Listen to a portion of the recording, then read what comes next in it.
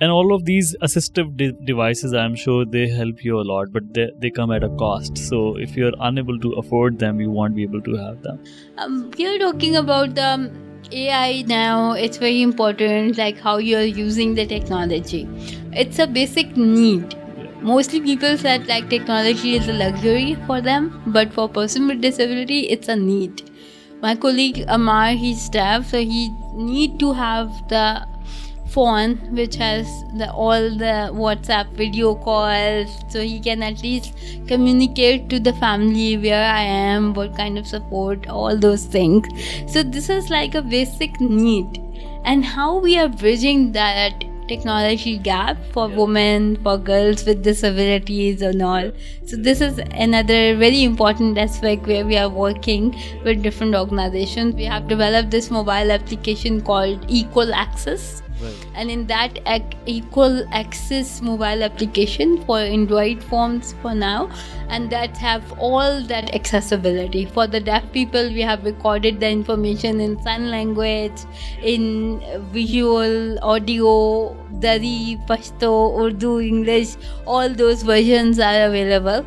And in that also we are providing the information where to get the scholarships, education, how to get the assistive devices, like wheelchair is my basic need and I don't know where to get it. So I just go to that app and can get the information.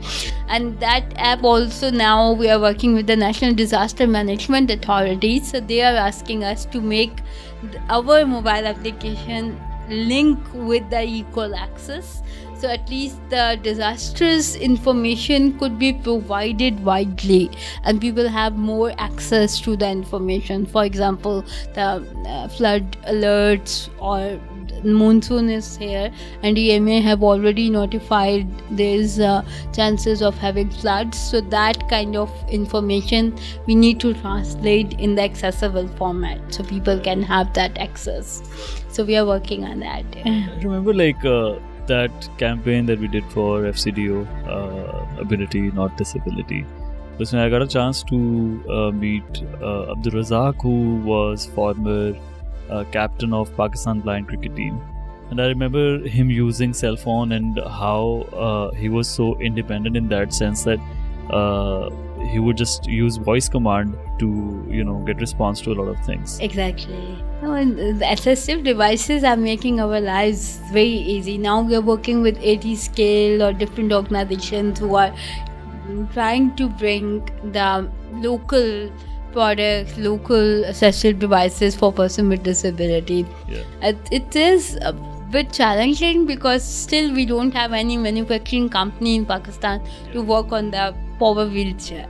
Okay, for example, like I need my wheelchair, I put extra speed in it so I can go a bit fast. But for everyone, it's not easy to get that wheelchair, how they can support or all. Some of the startups are actually working. I remember, do you know Bionics in Karachi? I got a chance to meet them. So they make those, they work on biomechanics, and so I think it's really encouraging that if we get to sort of have this part of our system, it can really change a lot of lives. That's true.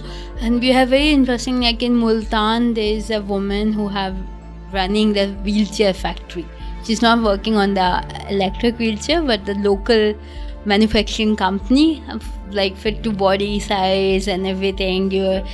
For wheelchair will have all those colored from the Multan local culture, blue, pink, all those things she are making, and it's really amazing work she's doing because all the women with disabilities running that business and other person with disabilities are supporting her.